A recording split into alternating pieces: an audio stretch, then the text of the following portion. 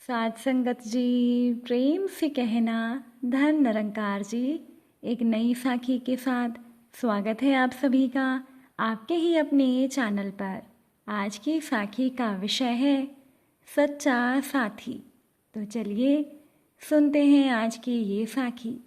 साथ संगत जी, पुरानी बात है, एक छोटे से गांव में रामनाथ नाम का एक व्यक्ति रहता था।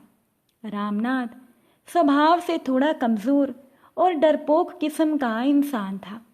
एक बार वो एक महात्मा जी के दरबार में गया और उन्हें अपनी कमज़ोरी बताई।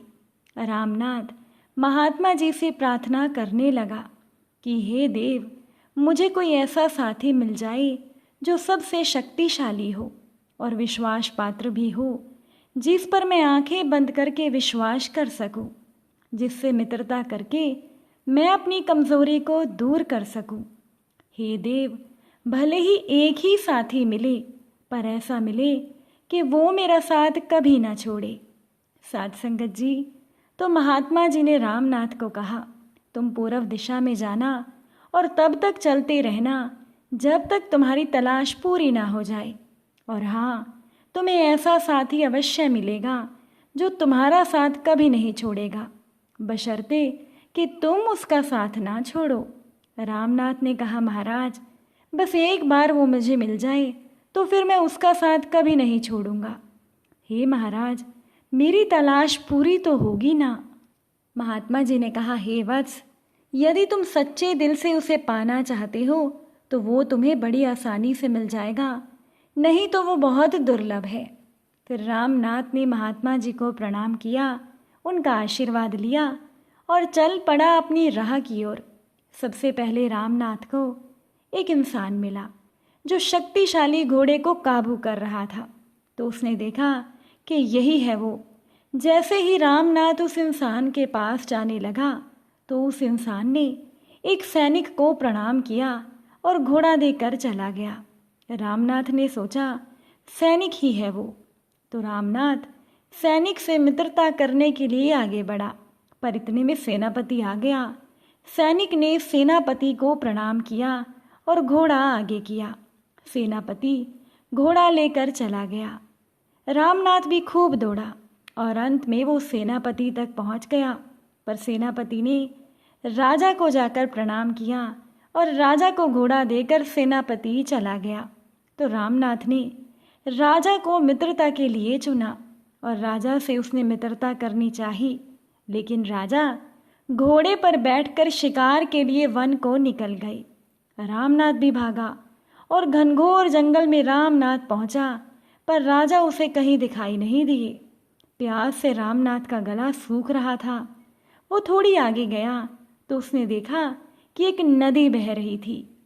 रामनाथ ने नदी से पानी पिया और एक वृक्ष की छांव में गया तो वहां पर एक राहगीर जमीन पर सोया हुआ था और उस राहगीर के मुख से राम राम की ध्वनि सुनाई दे रही थी और एक काला नाग उस राहगीर के चारों ओर चक्कर लगा रहा था।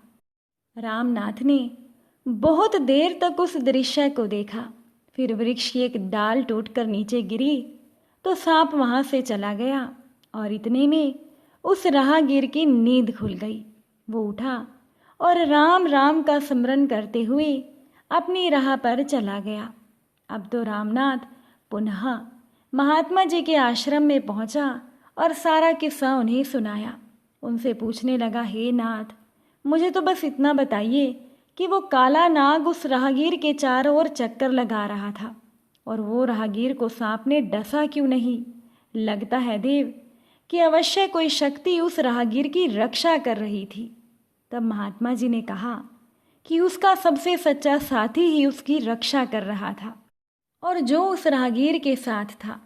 तो रामनाथ ने कहा, महाराज, वहाँ तो कोई भी नहीं था, बस संयोगवश हवा चली, वृक्ष की एक डाल टूट कर गिरी और उसके बाद वो काला नाग वहाँ से चला गया। तब महात्मा जी ने कहा, नहीं वत्स, उसका जो सबसे अहम साथी था वही उसकी रक्षा कर रहा था, जो दिखाई नहीं दे रहा था, पर हर पल वो साथी उस राहगीर को बचा रहा था और उस साथी का नाम है धर्म।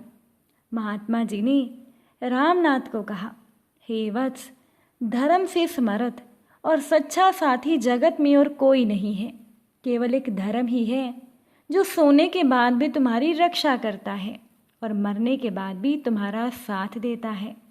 हे वत्स, पाप का कोई रखवाला नहीं हो सकता और धर्म कभी असहाय नहीं है। महाभारत के युद्ध में भगवान श्री कृष्ण ने पांडवों का साथ केवल इसीलिए दिया था क्योंकि धर्म पांडवों के पक्ष में था। हे वत्स, तुम भी केवल धर्म को ही अपना सच्चा साथी मानना और इसे मजबूत बनाना, क्योंकि अगर धर्म तुम्हारे पक्ष में होगा तो स्वयं भगवान निरंकार दातार सतगुरु तुम्हारे साथ है। नहीं तो एक दिन तुम्हारे साथ कोई नहीं होगा और कोई तुम्हारा साथ नहीं देगा। यदि धर्म मजबूत है तो वो तुम्हें बचा लेगा। इसीलिए अपने धर्म को मजबूत बनाओ और एक बात हमेशा याद रखना कि इस संसार में समय बदलने पर अच्छे से अच्छे साथ छोड़कर चले जाते हैं। केवल एक धर्म ही है जो घनघोर बीहड़ और गहरे अंधकार में भी तुम्हारा साथ नहीं छोड़ेगा। कदाचित तुम्हारी परछाई भी तुम्हारा साथ छोड़ दे, परंतु धर्म तुम्हारा साथ कभी नहीं छोड़ेगा, बशर्ते कि तुम उसका साथ ना छोड़ो। इसीलिए धर्म को मजबूत बनाना, क्योंकि केवल यही है हमारा सच्चा साथी। साथ संगत जी, मनुष्य जिस परिवार के लिए दिन रात मेहनत करता है, तरह तरह के दुख सहता है, वो परिवार और सगे संबंधी कहाँ तक उसका साथ देते हैं? इस लोक और परलोक में उसका सच्चा साथ कौन निभाता है? मनुष्य के शरीर छोड़ने पर उसका पूरा धन इस धरती पर ही रह जाता है। पशु पशुशाला में बंधे रह जाते हैं। उसकी प्रिय पत्नी भी शोक से दुखी होकर भी केवल दरवाजे तक उसका साथ देती है। मित्र और परिवारजन शमशान तक साथ देते हैं और उसका अपना शरीर, जिसका उसने जीवन भर इतना ध्यान रखा, वो शरीर भी केवल चिता तक साथ देता है। आगे परलोक के मार्ग में केवल उसका धर्म ही साथ जाता है। इसीलिए धर्म ही मनुष्य का सच्चा साथी है। साथ संगत जी, महाभारत के समय की बात है कि पांडव जब द्रौपदी सहित सशरीर स्वर्ग को जाने लगे, उस समय उनके साथ एक कुत्ता भी चल रहा था। चलते चलते सबसे पहले हिमालय की बर्फ में द्रौपदी गल कर गिरने लगी। तब भीम ने युधिष्ठिर से कहा कि हम लोगों की जीवन संगिनी द्रौपदी गिर रही है। धर्मराज युधिष्ठिर ने पीछे देखे बिना ही कहा, गिर जाने दो, क्योंकि उसका व्यवहार पक्षपात पूर्ण था, क्योंकि वो हम सब में से अर्जुन से ज़्यादा प्रेम करती थी। ऐसे कहकर वो आगे चलते रहे, पीछे देखा भी नहीं, क्योंकि धर्म के मार्ग पर चलने वाले को कभी पीछे नहीं देखना चाहिए। साथ संगत जी, थोड़ी दूर जाने पर सहदेव लड़खड़ाने लगे। यह देखकर भीम ने कहा, दादा, प्रिय भाई सहदेव गिर रहे हैं। इन्होंने तो सदैव ही अभिमान रहित होकर हमारी सेवा की है, फिर ये क्यों गिर रहे हैं? युधिष्ठिर ने कहा, सहदेव को अपने ज्ञान का बड़ा घमंड था। ऐसा कहकर युधिष्ठिर बिना पीछे देखे शेष भाइयों के साथ आगे बढ़ते रहे। इतने में नकुल को लड़खड़ाते देख भीम ने कहा, भाई, नकुल भी साथ छोड़ना चाहते हैं। युधिष्ठिर ने कहा, उसे अपनी सुंदरता का अभिमान था, इसीलिए उसका पतन हुआ। ऐसा कहकर बिना पीछे देखे युधिष्ठिर आगे बढ़ने लगे। तभी अर्जुन को गिरता देख भीम ने कहा, दादा, श्वेत घोड़ों के रथ पर गांडीव धनुष धारण करके घूमने वाला हमारा अर्जुन भी गिर रहा है। युधिष्ठिर ने बिना पीछे देखे ही जवाब दिया, गिर जाने दो, उसे अपनी शूरवीरता का अभिमान था। अंत में भीम भी लड़खड़ाकर गिरने लगे। उन्होंने युधिष्ठिर को पुकारा, दादा, मैं भी गिर रहा हूँ, मेरी रक्षा करो। युधिष्ठिर ने कहा, तुझे अपने बल का बहुत घमंड था कि संसार में तेरे समान कोई बलशाली नहीं है, अतः तेरा पतन भी निश्चित है। इस प्रकार युधिष्ठिर बिना पीछे देखे आगे बढ़ते गए। कुत्ते को वो अपने साथ स्वर्ग ले जाना चाहते थे। तभी युधिष्ठिर ने देखा कि जो कुत्ता शुरू में उन्हें मिला था वो साथ आ रहा है। उसी समय युधिष्ठिर को इंद्रदेव के दर्शन हुए। इंद्रदेव ने युधिष्ठिर से कहा, आप रथ पर सवार होकर इंद्रलोक को चलिए। युधिष्ठिर ने कहा, ये कुत्ता हमारे साथ आया है, पहले इसे रथ पर चढ़ाइए, तब मैं रथ पर चढ़ूंगा। इंद्र ने कहा, स्वर्ग में कुत्ता नहीं जा सकता। युधिष्ठिर ने कहा, यदि ये नहीं जा सकता तो मैं भी नहीं जाऊंगा, क्योंकि ये हमारी शरण में आया है।